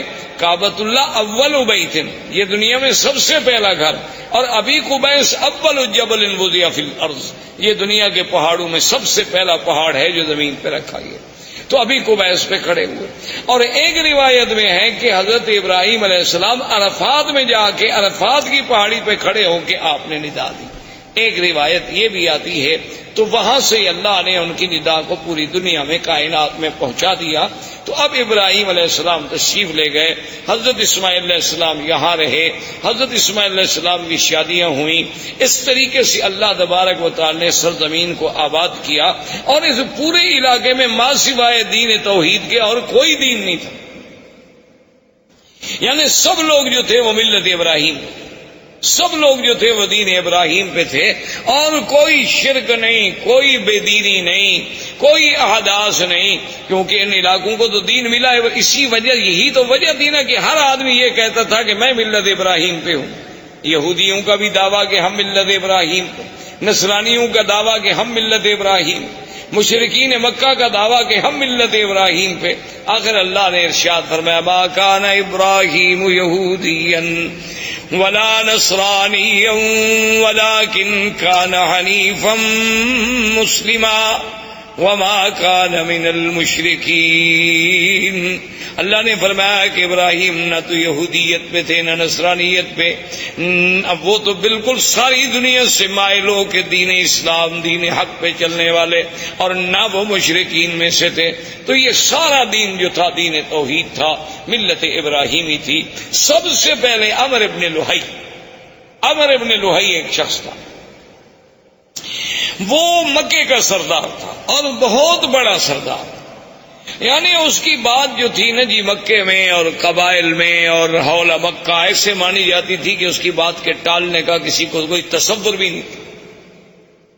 تو عمرو ابن لوہی جو ہے یہ وہ آدمی ہے جو حاجیوں کو بڑی خدمت کرتے، ان کو زمزم پلاتے، صرف زمزم خالی نہیں بلکہ اس میں اصل ملا کے، شہد ملا کے پلاتے تھے حاجیوں۔ تو یہ عمرو ابن لوہی جو ہے یہ شام کے علاقے میں گیا تجارت کے لیے، تو وہاں اس نے ایک قوم تھی عمالقہ قوم کو دیکھا کہ ان کے پاس بت ہیں اور مختلف شکلیں ہیں، کوئی مردوں کی، کوئی عورتوں کی، مختلف خوبصورت قسم کے، کوئی چاندی کے، کوئی سونے کے، کوئی لکڑی کے، کوئی مٹی کے۔ تو اس نے ان سے پوچھا بھی یہ کیا ہے؟ تو عمالقہ نے ان سے کہا کہ بھی یہ ہمارے خدا ہیں، آلہہ ہیں۔ اصل تو خدا وہی ہے بڑا، لیکن اس کو تو ہم نہ دیکھ سکتے ہیں نہ اس سے ہم بات کر سکتے ہیں، تو آدمی کا کم سے کم مرکز محبت، مرکز نظر، مرکز توجہ کوئی ایسا تو ہو جو ہمیں نظر آئے، وہ تو ہمیں نظر بھی نہیں آتا۔ تو اس لیے یہ چھوٹے چھوٹے خدا ہیں، جب ہم مشکل میں ہوتے ہیں تو ہم آ کر ان کو پوجتے ہیں، ان کی عبادت کرتے ہیں، اور پھر ان کی عبادت سے جن کی یہ تصویریں ہیں، تماثیل ہیں، وہ ہم سے خوش ہوتے ہیں، وہ اللہ میاں کو کہہ دیتے ہیں تو ہمارا کام ہو جاتا ہے۔ تو یہ اصل میں چھوٹے چھوٹے ہم نے آلہہ بنا رکھے ہیں اپنے اپنے تصورات کے مطابق۔ اصل میں وہ آلہہ کی ابتدا جو ہے یعنی وہاں عمالقہ میں کہاں سے آئی؟ نوح علیہ السلام کے زمانے سے، اس وقت سے بت پرستی چلی آ رہی تھی۔ اور وہ بت پرستی کیسے آئی تھی کہ جب کوئی اللہ والا فوت ہو گیا تو اس کی پہلے فوٹو بنائے گئے، محبت کے لیے گھر میں رکھا گیا، پھر آہستہ آہستہ اس پہ پھولوں کے ہار لٹکائے گئے، پھر پرنام کیا گیا، اور آخر میں سجدے شروع ہو گئے۔ ابتدا وہاں سے شروع۔ جیسے آج کل آپ دیکھتے ہیں مسلمانوں کے بھی گھر میں بھی مرشد کا فوٹو ہے، ماشاءاللہ صبح اٹھ کے زیارت فرماتے ہیں۔ اسی طرح بہت سارے لوگوں نے قرآن شریف کے پہلے صفحے پر اپنے مرشد کا فوٹو رکھا ہوتا ہے کہ جب تلاوت قرآن کرنی ہو تو پہلے مرشد کے فوٹو کی زیارت کرتے ہیں، بوسہ دیتے ہیں، آنکھوں سے لگاتے ہیں، پھر وہ فوٹو حکم کرتا ہے قرآن پڑھو تو پڑھتے ہیں، اگر حکم نہ کرے تو قرآن بند کر کے رکھ دیں گے، چونکہ چلنا تو مرشد کے حکم پر ہے نا، اگر وہ ہمیں حکم دیں گے تو اس طرح عمالقہ میں یہ بھی بت پرستی داخل ہو گئی۔ تو عمرو ابن لوہی کے دماغ میں پتہ نہیں کیا آئی کہ ایک نئی چیز ہے، تو اس نے کہا اچھا بھی ایک دو بت مجھے بھی دو تاکہ میں ان کو مکے میں لے جاؤں اور ہم بھی ادھر کعبۃ اللہ میں رکھیں گے۔ تو سب سے پہلا بت جو عمرو ابن لوہی لے کے آیا وہ حبل تھا، اس کا نام تھا حبل۔ وہ جب لے کے آیا حبل کو یہاں رکھا اور سارے مکے والوں کو بلایا کہ بھئی یہ تو ہمیں خدا مل گیا ہے۔ ایسے پہلے تم خالی گھر میں عبادت کر رہے تھے، خدا تو نہیں تھا، تو اب سب اس کی عبادت کیا کریں، تو لوگوں نے اس کی عبادت کرنی شروع کی۔ اس نے باقی قبائل کو بلایا، پھر ہر قبیلے کے لیے خدا بنتا چلا گیا، کو بنو ثقیف کا، کو بنو حذیل کا، کو بنو خزاعہ کا، کو قریش کا، کو بنو ہاشم کا، سب خدا بناتے گئے۔ اور پھر اس نے لوگوں سے یہ بھی کہہ دیا، اس نے کہا کہ دیکھو یہ بت تو بناؤ، خدا تو بناؤ، لیکن یہ شرط ہے کہ مٹی ہمارے اس شہر کی ہو، یعنی پتھر یہاں سے لو، مٹی بھی یہاں سے لو، پھر اس سے بناؤ، ہر مٹی سے نہ بناؤ، چونکہ یہ تو اللہ کے گھر کی مٹی ہے نا، یہ تو مبارک مٹی ہے۔ یہ چیزیں جو ہے نا جی اس کے دماغ میں آئیں، اس لیے حضور پاک نے فرمایا تھا کہ اول من بدل الدین عامر بن لہی، سب سے پہلے اللہ کے دین میں تحریف کرنے والا، بدلنے والا اور شرک کی ابتدا کرنے والا سرزمین مکہ میں جو تھا تو عامر بن لہی۔ اور حضور نے یہ بھی ارشاد فرمایا کہ انی رائی تو، فرمایا میں نے مجھے دکھایا گیا ہے کہ یہ جر امعاہ فی النار، کہ وہ اپنی آنتیں جو ہے جہنم میں گھسیٹتا ہوا جہنم میں چل رہا ہے۔ تو یہ وہ پہلا شخص تھا جس سے بت پرستی کی ابتدا ہو۔ اس نے آرڈر کر دیا کہ بھئی کوئی آدمی بت بنائے، ہر قبیلہ بت بنائے، لیکن وہ بت مکے کے پتھروں سے ہو۔ اور دوسری بات یہ ہو گئی، اس نے حکم کر دیا کہ ہر قبیلہ جو بت بنائے اپنا ایک بت جو ہے وہ یہاں رکھے، یعنی ہم اس قبیلے کو شرف دیں گے کہ تمہارا خدا جو ہے وہ کعبے میں موجود ہے، اور اگر اس قبیلے سے لڑائی ہو جاتی تو اس کے خدا کو بھی نکال دیتے تھے کہ بھئی اب تمہارا خدا یہاں نہیں رہ سکتا، تمہارا ہمارا جھگڑا ہے۔ تو اس طرح جناب یہ ہوا، حتیٰ کہ بڑا عجیب واقعہ ہے کہ ایک شخص سفر پہ گیا تو اس کو وہ اپنا بت جو تھا وہ بھول گیا، اور مکہ مکرمہ سے پتھر اٹھانا بھی بھول گیا۔ اب راستے میں اس کا دل ہوا کہ میں اپنے خدا کی پوجا کروں، اپنے بت کی پوجا کروں، اپنے صنم کو پوجوں۔ تو اب اس نے کہا بھی میں کہاں سے بناؤں، وہ تو میں مکہ سے تو پتھر لایا نہیں۔ جیسے ہمارے روافض نے بھی آپ نے دیکھا ہے، ان کا بھی ایک مٹی کا ایک ایسے ٹھیلا گول سا بنا ہوتا ہے، وہ سجدے میں وہی استعمال کرتے ہیں۔ وہ کہتے ہیں یہ قرب و بلا کی مٹی ہے، تو وہ مقدس مقام کی مٹی ہے، اس کے بغیر ہمارا سجدہ نہیں ہوتا، کیونکہ حضرت حسین نے شہید ہوتے وقت اسی پہ سجدہ کیا تھا، تو لہذا وہی مٹی لے کے وہ ہر جگہ چلتے ہیں، اس کو بنایا ہوتا ہے، وہ سامنے رکھیں گے اور اسی پہ وہ اپنا سجدہ کریں گے، باقی کسی جگہ کے لیے ان کا سجدہ نہیں ہوتا۔ اللہ نے ہمارے لیے پوری دنیا پاک کی، انہوں نے جناب تنگ کرتے مشرکین مکہ نے کہا مکے کا پتھروں کا بت بناؤ، انہوں نے کہا کربلا کا بناؤ۔ تو بہرحال اللہ رحمت فرمائے۔ تو اب جناب یہ ہوا کہ اس بندے کو سوچ آئی کہ میں کیا کروں۔ اس نے کہا کہ میرے پاس کھجوریں البتہ تھی، سفر میں اور تو کوئی خوراک نہیں ہوتی تھی، تو میں نے کھجوروں کو اکٹھا کیا اور کھجوروں کو جیسے میرا بت تھا نا اس کی شکل کا ایک بت کھجوروں سے بنایا، کھجوروں سے اس کی گٹھلیاں نکال دی اور کھجوروں کو معجون کی شکل دے کر میں نے اس کا بت بنا دیا اور اس کی پوجا کرنی شروع کی۔ اس کی عبادت کرتا رہا، لیکن کہتے ہیں جب بعد میں بھوک لگی تو خدا کو کھا گیا، اور میں کیا کرتا۔ وہ کہتے آخر میرے پاس کوئی حل نہیں تھا۔ جب سفر میں مجھے بھوک نے ستایا تو میں نے کہا یار میں اب کیا کروں، تو میں نے پھر خدا کی پہلے ٹانگ کاٹی، پھر ہاتھ کاٹا، پھر گردن کاٹی، اور آہستہ آہستہ کھا گیا۔ سارا سفر میں راستے میں بندہ خدا کو کھا گیا۔ یعنی آپ اندازہ کریں جاہلیت کا۔ اسی لیے اکبر نے حالی نے کہا تھا نا کہ کھڑے ہیں کھڑے ہیں، پڑے ہیں پڑے ہیں، جو ماپو تو بندے خدا سے بڑے ہیں۔ تو یہ فطرت انسانی ہے کہ جب وہ بھٹکتی ہے تو پھر ایسی حرکتیں کرتی۔ جیسے کہ ایک صحابی مسلمان ہوئے، اسلام لانے کے بعد لوگوں نے کہا کہ بھئی آپ ہمیں اپنی زندگی کا کوئی واقعہ سنائیں۔ اس نے کہا کہ بھئی آپ تو کہتے ہیں کہ یہ بت جو ہے نا کوئی فائدہ نہیں پہنچاتے، لیکن میرا جو خدا تھا نا، جو میرا بت تھا جس کی میں پوجا کرتا تھا، اس نے مجھے بہت فائدہ پہنچایا۔ اب صحابہ حیران ہو گئے کہ بت کیسے فائدہ پہنچائے۔ انہوں نے کہا ابھی کیسے؟ اس نے کہا اصل میں ایک دفعہ سفر پہ گیا، صحرا کا سفر تھا، تو میں اپنے بت کو چھوڑ کے کسی کام گیا، واپس آیا تو دیکھا کہ وَالثَّعْلَبُ يَبُولُ عَلَىٰ رَأْسِهِ، کہ ایک صحرا کی لومڑی کھڑی ہے اور میرے اس بت پہ پیشاب کر رہی ہے۔ تو میں نے کہا ھذا رب، یہ خدا ہو سکتا ہے جس پہ ثعلب آ کر پیشاب کر دے؟ تو میں نے اس وقت اس کو پھینک دیا اور دل میں اسلام داخل ہو گیا کہ واقعی اللہ تبارک و تعالیٰ کے دین کے علاوہ یہ محض ہمارے تخیلات ہیں اور فسادات ہیں۔ تو بہرحال میرے کہنے کا مقصد یہ تھا کہ یہاں سے عرب سے بت پرستی شروع ہوئی اور آہستہ آہستہ یہاں شرک کی جڑیں پھیلتی چلی گئی۔ اب اسی طریقے سے پھر یہود جو تھے، یہود اور نصارہ، یہ یہود بھی کو مدینہ منورہ میں رہنے والے نہیں تھے، یہ بھی ان کا اصل جو تھا شام تھا۔ یہ وہاں سے آئے اور آ کر مدینہ منورہ میں آباد ہوئے. اس وقت مدینہ منورہ کو یثرب کہا جاتا تھا، اس کا نام مدینہ منورہ نہیں تھا. یہ وہاں آ کر آباد ہوئے. ان میں کئی قبائل تھے، بنی قینقاع تھے، بنو نذیر تھے، بنی قریظہ تھے، اور اسی طرح یمن سے کچھ لوگ نکلے. جب ربیعۃ بن النصر یمن کا آدمی تھا، اس نے خواب دیکھا کہ اپنے خواب میں کہ بعض احباش کہتے ہیں بہت گھٹیا قوم کے لوگ، وہ یمن پہ بادشاہ بن جائیں گے. تو وہ ڈر کے مارے اپنے خاندان کو لے کر وہ بھی وہاں سے نکلا اور حیرہ میں جا کے اس نے، عراق کے اندر ایک جگہ ہے حیرہ، وہاں جا کر اس نے ڈیرا ڈالا. اور اس کے بعد پھر اس کا لڑکا پیدا ہوا جس کا نام جو ہے سنان ابن اسعد تھا، سنان اسعد، جس کا لقب تبا تھا. یہ اس کا بیٹا تھا اور یہ پھر بہت بڑا بادشاہ بنا.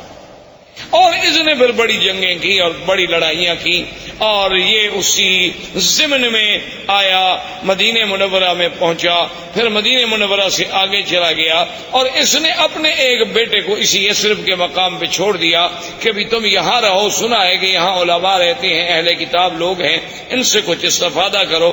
اچھا، خدا کی قدرت یہ ہے کہ کچھ عرصے کے بعد اس کے بیٹے کو مدینے میں کسی آدمی نے قتل کر دیا.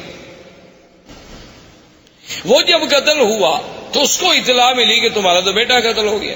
اس نے جناب چڑھائی کی، اس نے آگے چڑھائی کی اور جنگ لڑی. اور خدا کی شان دیکھیں، دنیا کی تاریخ میں یہ نرالی جنگ تھی کہ مدینے والے لوگ اس سے بادشاہ تبا کی فوجوں سے، یمن کی فوجوں سے سارا دن لڑائی لڑتے. جب شام ہوتی تو ان کے لیے کھانا بھجواتے. جب شام ہو جاتی وہ کہتے جی لڑائی اپنی جگہ ہے، مہمان ہیں، یمن سے چل کے آئے ہیں مدینہ، کھانا تو دینا ہے. دن میں لڑائی اور شام. تو حیران ہوگی کہ کیسی قوم. ایک دن اس نے، علماء یہود تھے دو، وہ آئے اس کے پاس. انہوں نے کہا کہ دیکھو تم چاہتے کیا ہو. اس نے کہا میرے بیٹے کو انہوں نے قتل کیا. انہوں نے کہا بیٹے کو قتل کیا، تم نے کتنے قتل کر دیے؟ اور تمہارا تو ایک بیٹا قتل ہوا، تم نے کتنے قتل کر دیے؟ چاہتے؟ اس نے کہا نہیں، میں تو یثرب کو مٹا دوں گا، میں تو اس شہر کا نام و نشان نہیں چھوڑوں گا دنیا میں. اس نے کہا بات سنو، یہ وہ جگہ نہیں جسے تم مٹا سکو. ہذہ مہجر محمد الرسول اللہ صلی اللہ علیہ وسلم. یہ ایک نبی پیدا ہوں گے عربی محمد پاک، جن کی ہجرت کا مقام ہے. اس کو تم نہیں مٹا سکتے، اس کے مٹانے کا خیال چھوڑ دو، تم خود مٹ جاؤ. اچھا. تو وہ جناب ان کو، ان کے کہنے پہ لڑائی مدینے سے بند ہو گئی. اور اس نے کہا اچھا ایسا کرو کہ تم دو علماء یہود جو ہے نا، تم میرے ساتھ چلو تاکہ میرے ملک میں بھی جا کے کوئی دین پھیلاؤ. اب جناب راستے میں ابھی وہ سفر کر رہا تھا کہ بنو حذیل ایک قبیلہ ہے جو مکے میں آباد. یہ بنو حذیل قبیلے کے لوگ جو تھے یہ دوڑے ہوئے پہنچے اس بادشاہ کے پاس، تبا کے پاس. انہوں نے کہا کہ هل تريد من الذهب والفضة ومن المجوهرات شيئا عظيما، کیا تمہیں چاہیے کہ تمہیں ہم سونا، چاندی، ہیرے، جواہرات کا ڈھیر حوالے کر دیں؟ تم چاہتے ہو؟ اس نے کہا کون نہیں چاہتا. تو اس نے کہا وہ سارا کعبہ شریف کے اندر جو ہے یہ تمام دنیا کا سونا موجود ہے، آگے لے لو. کیونکہ اصل یہ بات ٹھیک بھی تھی، کیونکہ کعبۃ اللہ جب بنایا گیا نا جی، تو اس کے درمیان میں ایک کنویں نما شکل بھی تھی، تو لوگ اس میں زیورات، سونا، چاندی، ہر چیز ڈالا کرتے تھے.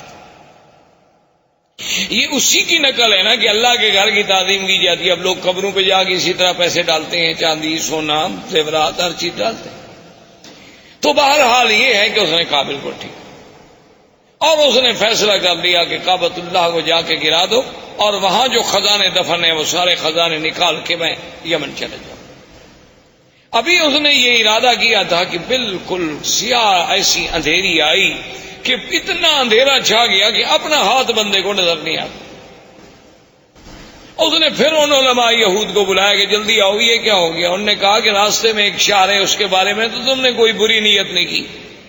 انہوں نے کہا ہاں بالکل، یہ بنو حذیل کے لوگ آئے ہیں، وہ کہتے ہیں کہ وہاں کعبے میں بہت بڑا خزانہ دفن ہے، میں جا کے کعبے کو گراؤں گا. اس نے کہا تم کعبے کو نہیں گرا سکتے، وہ اللہ کا گھر ہے، وہ بنائے ابراہیم ہے، تم فوراً توبہ کرو اور چل کے کعبے کا طواف کرو. اس نے کہا طواف تو خیر میں نہیں جانتا، چلو پھر میں ویسے تعظیم کرتا ہوں، احتراماً میں چلا جاؤں گا لیکن میں گراؤں گا نہیں، اب میں نے توبہ کر لی. اس نے توبہ کر لی کعبۃ اللہ کے نہ گرانے کی. رات کو خواب میں دیکھا کہ میں کعبۃ اللہ پہ غلاف چڑھا رہا ہوں. تو اس نے علماء یہود سے کہا، انہوں نے کہا چلو تعظیم کا یہ بھی ایک طریقہ ہے کہ اس کعبۃ اللہ پہ تم غلاف چڑھاؤ. تو سب سے پہلا غلاف چڑھانے والا وہ تبا تھا، اس سنان ابن سعد. اس نے غلاف چڑھایا، پھر یہ غلاف چڑھتے رہے. اچھا کبھی ایسا بھی ہوتا تھا کہ غلاف پہ غلاف چڑھتے گئے، غلاف پہ غلاف چڑھتے گئے. تو بعض اوقات تو یہ بھی فیصلہ کرنا پڑا کہ ان غلافوں کے بوجھ سے کہیں دیواریں نہ گر جائیں. اس لیے پھر حکم دیا گیا کہ ایک غلاف رکھو، بھئی اتنے غلاف تو نہ چڑھاؤ. تو یہ ان دونوں یہودیوں کو لے کر اپنے ملک میں گیا، جس کی وجہ سے یمن میں بھی یہودیت پھیل گئی، یمن میں بھی یہودیت غالب آ گئی. اب اسی زمانے میں یمن میں یہودیت کا غلبہ ہو گیا. نجران کے علاقوں میں کچھ نصارہ تھے، اور اسی طرح ہرقل قیصر روم جو ہے وہ نصرانی تھا. تو اسی زمانے میں وہ ابو نواز بادشاہ تھا جس نے حدود بنائی تھی، جس نے خندقیں کھودی اور مسلمانوں کو جس میں جلایا گیا تھا، وہ ابو نواز تھا. اس نے جناب لوگوں کو جلا ڈالا کہ بھی یا تم مجھے خدا مانو ورنہ میں تمہیں آگ میں جلا ڈالوں. تو اس جلنے والے واقعے میں سے صرف ایک آدمی تھا جو بچ گیا، دوس. وہ وہاں سے بھاگا اور اس نے جا کے ہرقل سے کہا کہ یہ کیا بات ہے کہ ایک ہزاروں آدمیوں کو زندہ آگ میں جلا دیا جائے. اب تو یمن کے ہمارے قبیلوں میں کوئی بچہ ہی نہیں، میں صرف اپنی جان بچا کے بھاگ کے تمہارے پاس آیا ہوں، تم میری مدد کرو. تو ہرقل نے قیصر روم، اس وقت اس کا لقب تھا قیصر، دو سپر پاور تھیں اس زمانے میں، ایک فارس اور ایک قیصر، ایک روم، یہ دو سپر پاوریں تھیں. تو یہ سارے علاقے جو تھے نا جی، المانیہ سے لے کر یمن تک، یہ ان کے تسلط میں تھے. اور یہ فارس کا ماورا النہر اور ترکمنستان اور یہ ساری جو اب آپ کی ریاستیں آزاد، یہ ساری کی ساری فارس کے قبضے میں تھیں. تو یہ دونوں طاقتیں تھیں. تو قیصر روم نے حکم دیا حبشہ کے بادشاہ نجاشی کو کہ 70,000 کی فوج لے کر فوراً تم اس پہ حملہ کرو جس نے اتنے لوگوں کو آگ میں ڈالا اور جلا ڈالا ہے. تو نجاشی آیا.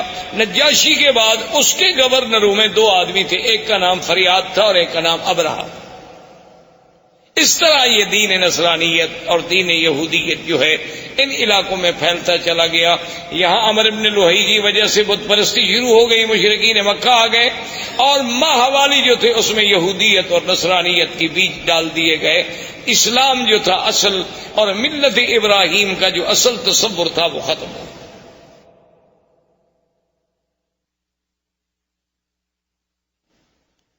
اب جناب یہ ہوا کہ آہستہ آہستہ ابرہہ اور اریاد اس کے درمیان میں بھی جنگ ہوئی. تو انہوں نے پھر ایک فیصلہ کیا. انہوں نے کہا دیکھو بات یہ ہے کہ تمہاری فوج اور ہماری فوج تو ایک ہے نا، ہم تو ایک نسل کے لوگ ہیں. ابھی تم بھی اسی بادشاہ کے گورنر تھے، میں بھی اسی بادشاہ کا گورنر. فوج ایک، جنگ اور قبیلہ ایک، انسانی وہی سب احباش ہیں ہمارے. اگر تمہاری فوج ماری گئی تو احباش مارے گئے، میری ماری گئی تو احباش مارے گئے. ہم فوجوں کو کیوں ماریں؟ ہم ایسا کیوں نہ کریں کہ ہم دونوں آپس میں لڑیں، جو مر گیا، جو بچ گیا وہ حاکم بن جائے. تو ابرہہ اور فریاد نے آپس میں جنگ لڑی. تو فریاد نے ایک تلوار کا بھرپور وار کیا جس سے ابرہہ کا ناک کٹا، جس کی وجہ سے ابرہۃ الاشرم کہ وہ ناک کٹا ابرہہ، اس وجہ سے اس کا لقب پڑا. اس کی ناک کٹی، اس نے جو بھرپور وار کیا تو فریاد مارا گیا، لہذا ابرہہ بن گیا. اب ابرہہ جب بن گیا تو اس نے اب بادشاہ قیصر کو پتہ چلا کہ ان لوگوں نے کیا کیا. میں نے ان کو کہا کہ دشمنوں پہ حملہ کرو، یہ آپس میں لڑ رہے ہیں، اور اس نے میرے اپنے گورنر اریاد کو قتل کر دیا. بڑا بدبخت ہے ابرہہ. اس نے قسم کھا لی. اس نے کہا کہ واللہ مجھے خدا کی قسم ہے میں اتنا بڑا لشکر لے کے جاؤں گا کہ اسی یمن کی مٹی میں اس کو مٹی کر دوں گا اور اس کے بالوں میں مٹی ڈالوں گا اور اس کو میں یمن کے اندر ہی جا کے سزا دوں گا. تو فوری طور پر جب ابرہہ کو پتہ چلا کہ قیصر روم حملہ کرنے والا ہے تو آدمی بڑا چالاک تھا، اس نے فوراً سر پہ اسرا پھروا دیا اور یمن کی مٹی جو تھی وہ بھی ایک برتن میں بھر کے قاصد بھیجے بادشاہ روم کے پاس کہ جناب میں تو آپ کا غلام ہوں، آپ چونکہ قسم کھا بیٹھے ہیں نا تو لہٰذا میرے بال بھی حاضر ہیں، یمن کی مٹی بھی حاضر ہے، اس میں میرے بال ڈال دو، قسم تمہاری پوری ہو گئی، خدا کے لیے مجھ پہ حملہ کیوں کرتے ہو؟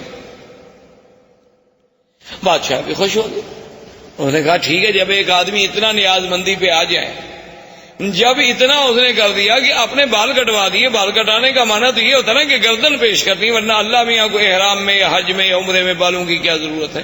مقصد تو یہ ہے کہ ہم نے سر اللہ کے حکم پہ جھکا دیا کہ اپنی محبوب ترین چیز جو ہے بندے نے پیش کر دی، قربان کر دی۔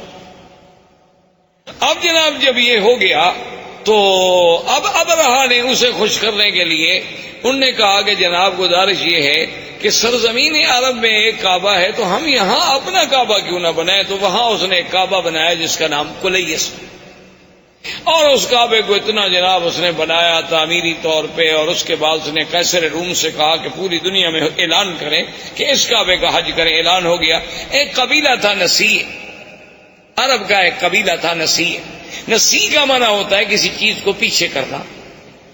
اچھا یہ قبیلہ جو تھا نا یہ حرم کے بڑے مجاور تھے اور حرم کے بڑے خادم تھے، اور یہ مکہ اور طائف کے قریب درمیان میں یہاں ان کا قبیلہ آباد تھا۔ اصل میں ان کو نسیع کیوں کہا جاتا تھا کہ 4 مہینے ہیں نا جن میں جنگ اللہ نے حرام کر دی تھی، اربعۃ حرم۔ اچھا وہ 4 مہینے کون سے تھے؟ رجب، اچھا اس کے بعد پھر ذی القعدہ، ذی الحجہ اور محرم۔ اچھا یہ 3 مہینے اکٹھے ہیں، ذی القعدہ، ذی الحجہ، محرم، رجب اکیلا ہے۔ اب جناب جب یہ اتنی مدت ہو جائے عربوں کو اور لڑائی نہ ہو، تو عرب تو بغیر لڑائی کے رہ نہیں سکتے تھے نا، یہ تو قومیں ایسی تھی کہ بس ہر وقت لڑنا ہے۔ ان کی لڑائیاں اس بات پہ بھی ہوئی ہیں کہ ایک قبیلے نے کہا کہ تمہارے درختوں سے ایک چڑیا اڑی اور میرے درختوں پہ آ کے بیٹھ گئی، یہ زیادتی کیوں ہوئی؟ اس پہ لڑائی شروع ہو گئی اور سینکڑوں آدمی قتل ہو گئے کہ وہاں سے چڑیا اڑ کے میرے باغ میں کیوں؟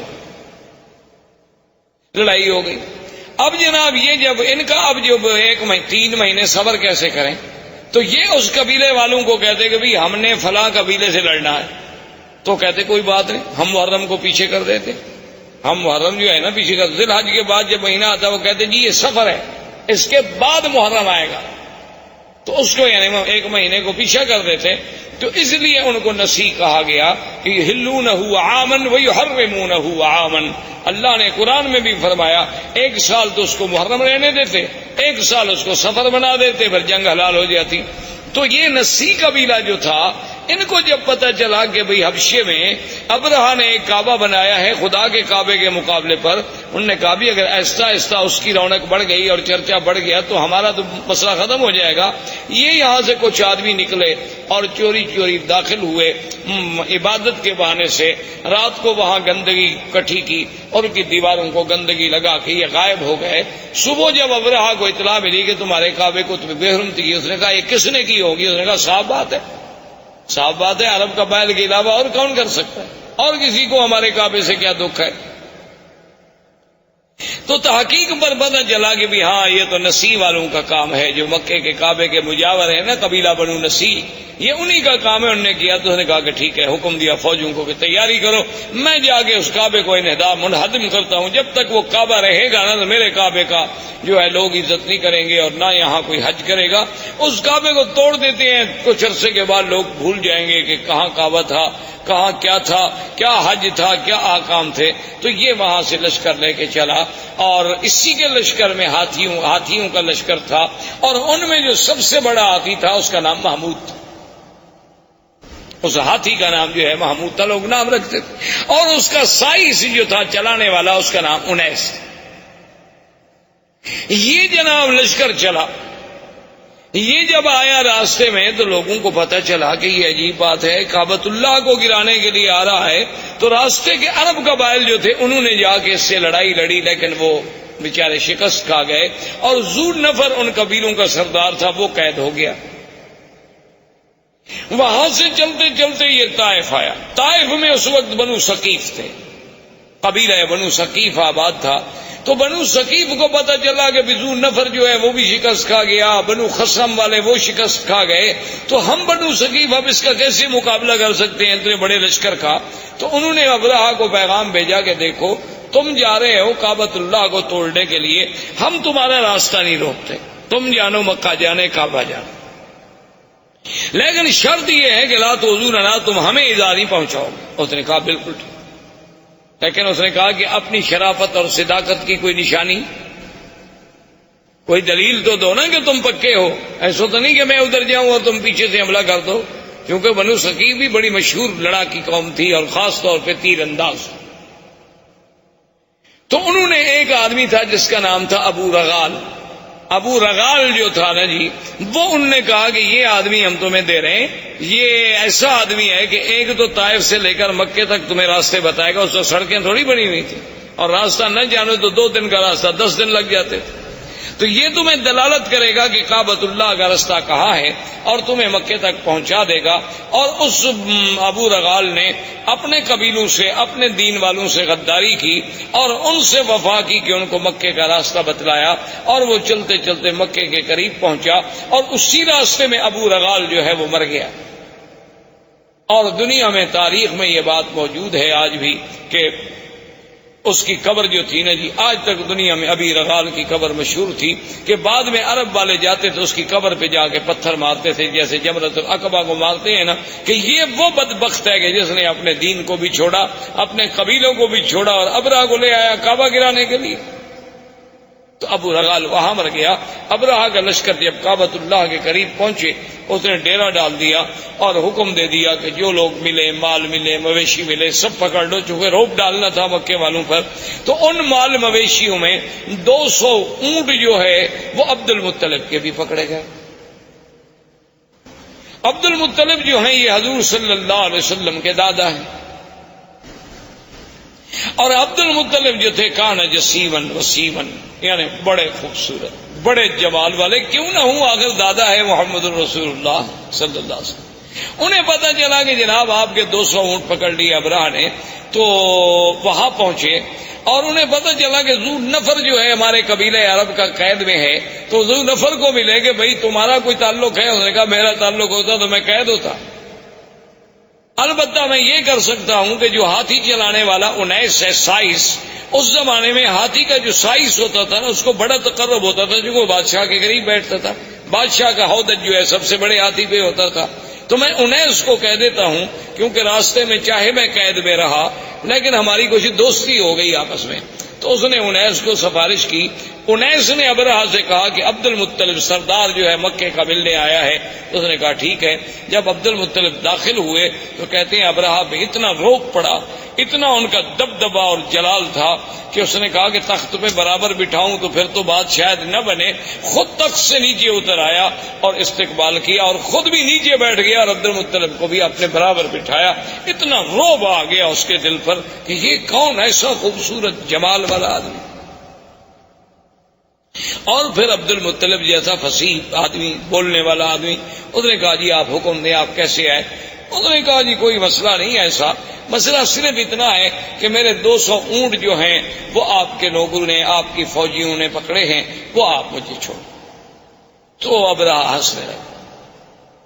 تو اس نے کہا کیا بات؟ اس نے کہا کہ عبد المطلب دیکھو جب تم آئے نا تو میرے دل میں تمہاری بڑی عزت، بڑی عظمت تھی۔ میں نے کہا یہ تو سردار اس قسم کے تو میں نے آج دیکھے ہیں، لیکن جب تم نے بات کی نا تمہاری عزت ساری ختم۔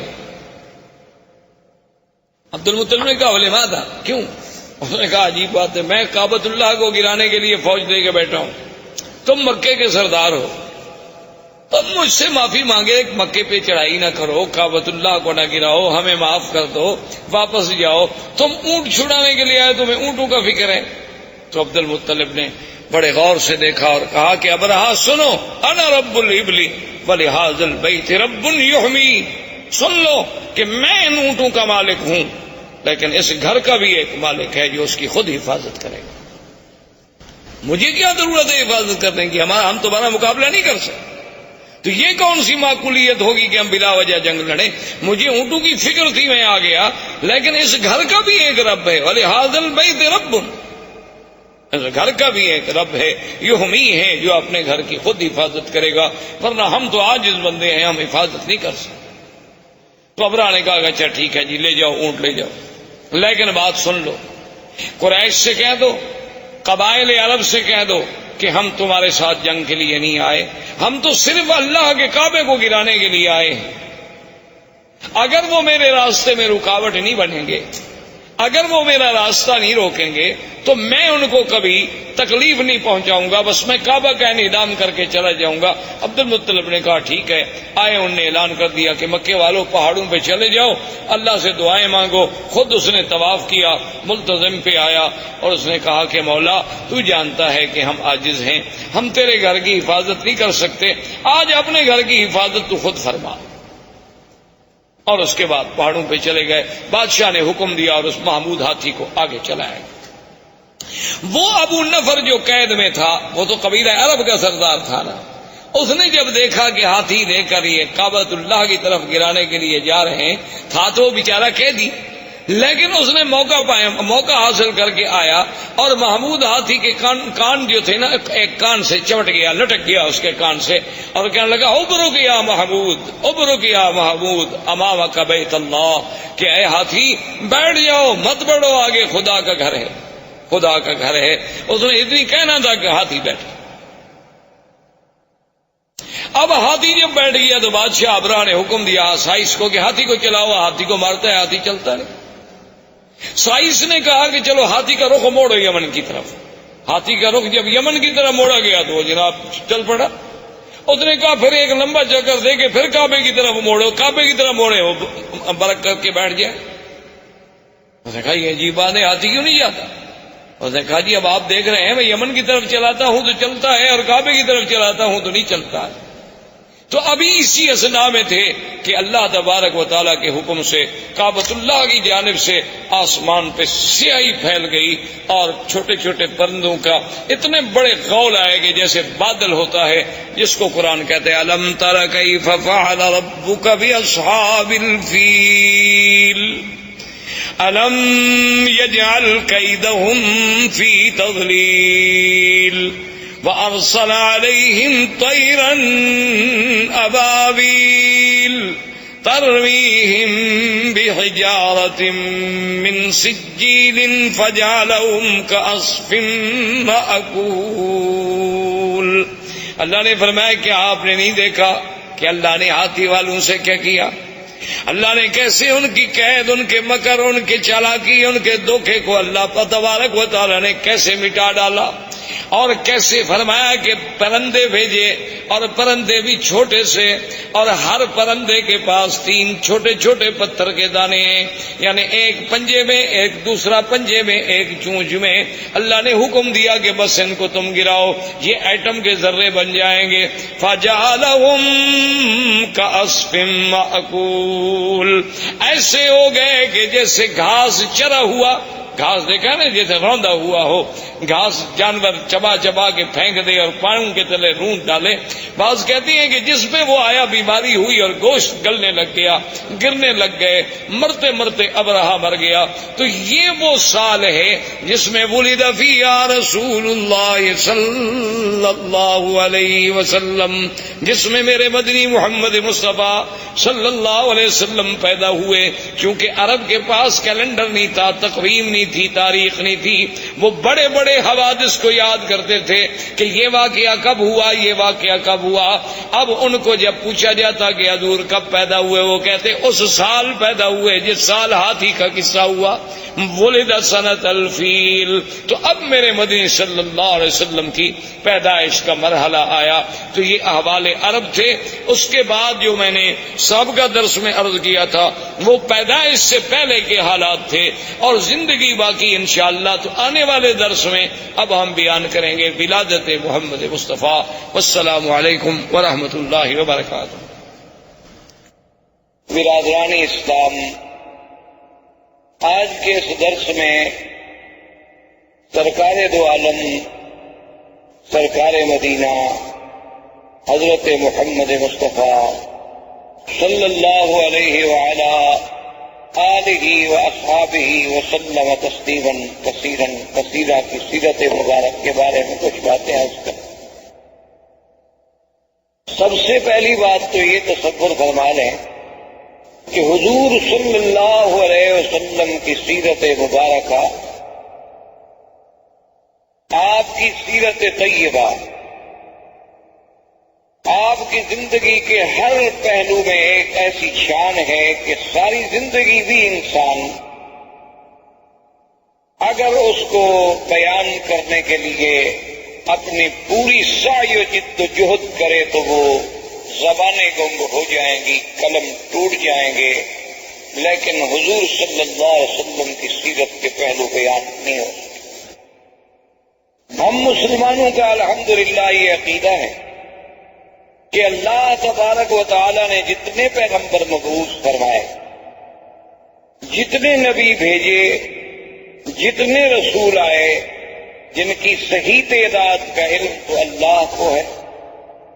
عام روایات سے جو بات معلوم ہوتی ہے وہ یہ ہے کہ 1,24,000 نبی بھیجے گئے، جن میں 313 رسول آئے، اور ان 313 رسولوں میں سے پھر 5 اولو العزم من الرسل آئے، اور ان 5 میں سے بھی پھر سب کے سردار جو ہیں وہ خاتم الرسل سیدنا محمد مصطفیٰ صلی اللہ علیہ وسلم کی ذات مبارک۔ تو اس لیے حضور صلی اللہ علیہ وسلم کی زندگی کا ہر پہلو، یعنی آپ کی ولادت سے قبل، آپ کی ولادت مبارکہ کے احوال، آپ کی ولادت سے پہلے کے علامات، آپ کی ولادت سے قبل کے مبشرات، آپ کی ولادت باسعادت کے وقت کے حالات، آپ کا رضا، آپ کا بچپن، پھر آپ کی جوانی، پھر آپ کے ازواج مطہرات سے نکاح، پھر حضور صلی اللہ علیہ وسلم کی بعثت، نزول قرآن، پھر سرکار دو عالم صلی اللہ علیہ وسلم کی مکی زندگی، پھر حضور صلی اللہ علیہ وسلم کی ہجرت، حضور صلی اللہ علیہ وسلم کا معراج، حضور صلی اللہ علیہ وسلم کا اسراء، حضور صلی اللہ علیہ وسلم کے غزوات، اسی طرح حضور صلی اللہ علیہ وسلم کا جمال، حضور صلی اللہ علیہ وسلم کا کمال، حضور صلی اللہ علیہ وسلم کی نوال، حضور صلی اللہ علیہ وسلم کے معجزات، پھر معجزات کے اقسام کے معجزات سماوی، معجزات ارضی، پھر حضور صلی اللہ علیہ وسلم کے معجزات جن کا تعلق جسد رسول سے ہے، جسم رسول سے ہے، اسم رسول سے ہے، حضور صلی اللہ علیہ وسلم کے دین کی آفاقیت، آپ کی کتاب کی عالمگیریت، آپ کا پورے انس و جن کے لیے سراپا رحمت، آپ کا دور بشارت، آپ کا دور نظارت، آپ کا دور اسفار، آپ کا دور فتح مکہ، آپ کا دور اپنوں کے ساتھ، آپ کا دور بیگانوں کے ساتھ، آپ کی خارجی زندگی، آپ کی داخلی زندگی، آپ کے معاملات، آپ کا برتاؤ غلاموں کے ساتھ، کون سا پہلو ہے جس پہ آدمی، کوئی مورخ، کوئی صاحب قلم، کوئی استاذ، کوئی مدرس، میرا تو ایمان ہے کہ اگر ساری دنیا کے پڑھے لکھے لوگ بھی سیرت پاک پہ لکھنا شروع کر دیں تو ہماری اپنے عقول، ہمارے اپنی جد و جہد، ہماری سعی، ہماری ہمتیں، ہماری زبانیں گنگ ہو جائیں گی، لیکن سیرت پاک کے پہلو ہم کسی طرح سر انجام پورے نہیں کر سکے صلی اللہ علیہ وسلم۔ اب اس بات پہ آپ غور کریں، تاریخ عالم پہ نظر ڈالیں، کتب سیر پہ نظر ڈالیں، جس انداز میں میرے آقا سرکار دو عالم حبیب کبریا حضرت محمد مصطفیٰ صلی اللہ علیہ وسلم کا ورود مسعود ہے، اور کسی اللہ کے نبی پیغمبر کے بارے میں یہ بات نہیں ملتی۔ یعنی اسی سے آپ اندازہ لگائیں کہ 1,24,000 پیغمبر حضور صلی اللہ علیہ وسلم کے آنے کا اعلان کرتے جائیں، اللہ نے قرآن میں تو صرف عیسیٰ علیہ السلام کا ذکر فرما دیا نا، چونکہ آپ سے زمانہ قریب تھا، کہ عیسیٰ علیہ السلام کے بارے میں ذکر آیا کہ وَمُبَشِّرًا بِرَسُولٍ یَأْتِی مِن بَعْدِ اسْمُهُ احمد۔ لیکن اصل بات یہ ہے کہ ہر کتاب، تورات میں، انجیل میں، زبور میں، ہر کتاب میں نعت محمد مصطفیٰ صلی اللہ علیہ وسلم۔ تو یہ اتنا بڑا اہتمام، حالانکہ اللہ تو جانتے تھے نا کہ حضور صلی اللہ علیہ وسلم کس زمانے میں پیدا ہوں گے، اللہ کو تو علم تھا، اور یہ بات بھی موجود تھی کہ حضور صلی اللہ علیہ وسلم خاتم الانبیاء والمرسلین ہے، اس کا مطلب یہ ہے کہ سب سے آخر میں آئیں گے۔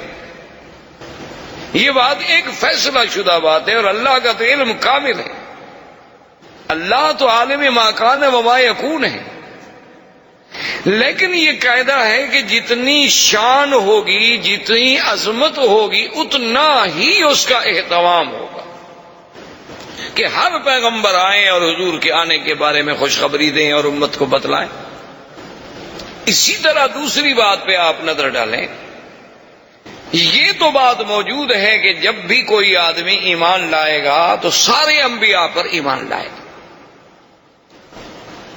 کہ تمام اللہ کے نبی برحق، تمام اللہ کے رسول برحق۔ لیکن یہ ہمیں کسی جگہ نہیں ملتا کہ اللہ تبارک و تعالی نے باقاعدہ پورے انبیاء جتنے اللہ نے پیدا فرمانے تھے سب سے یہ وعدہ لیا ہو، یہ عہد لیا ہو، یہ میثاق لیا ہو کہ اگر میرے مدنی پاک کا زمانہ آئے گا تو تم ایمان لاؤ گے، تم حضور کی نصرت کرو گے۔ یہ کسی اور پیغمبر کے بارے میں ہمیں پورے قرآن و سنت میں بات نہیں ملتی۔ یہ شان ملی تو صرف سیدنا محمد الرسول اللہ، کہ ابھی حضور آئے نہیں، ابھی حضور پیدا نہیں ہوئے۔ یعنی جیسے اللہ نے عالم ارواح میں اپنی ربوبیت کے لیے لوگوں سے اقرار کرایا کہ الست بربکم قالوا بلا، کیا میں تمہارا رب نہیں ہوں؟ سب نے کہا کہ نہیں، آپ ہمارے رب ہیں۔ تو جب اقرار الست ہے، اسی طرح اللہ نے فرمایا اذ اخذ اللہ میثاق النبیین لما آتیتکم من کتاب وحکمت ثم جاءکم رسول مصدق لما معکم لتؤمنن به ولتنصرنہ۔ یعنی یہ شان اور کسی پیغمبر کے بارے میں نہیں ملتی کہ اللہ تمام انبیاء سے عہد لے، تمام انبیاء سے میثاق لیا جائے کہ میرا ایک نبی آئے، میرا ایک شان والا پیغمبر آئے۔ اور اسی طرح آپ پورے تاریخ عالم پہ، تاریخ انسانیت پہ، تاریخ اسلام پہ نظر دوڑائیں، ایسا واقعہ بھی آپ کو تاریخ میں کبھی نہیں ملتا کہ اللہ کا نبی پیدا نہ ہوا ہو اور اس پہ ایمان لانے والے پہلے موجود ہوں، ایسا واقعہ کبھی نہیں ملتا۔ یعنی یہ بات تو ملتی ہے کہ بھی انبیاء آئے، تشریف لائے، کچھ لوگ ایمان لے آئے، کچھ لوگوں نے ایمان قبول نہ کیا، کچھ لوگوں نے تصدیق کی، کچھ لوگوں نے تکذیب کی۔ لیکن ابھی حضور صلی اللہ علیہ وسلم کی بعثت نہیں ہوئی، پیدائش نہیں ہوئی، نبوت ملنا تو بعد کی بات ہے۔ یعنی ابھی حضور صلی اللہ علیہ وسلم اس دنیا میں تشریف نہیں لائے۔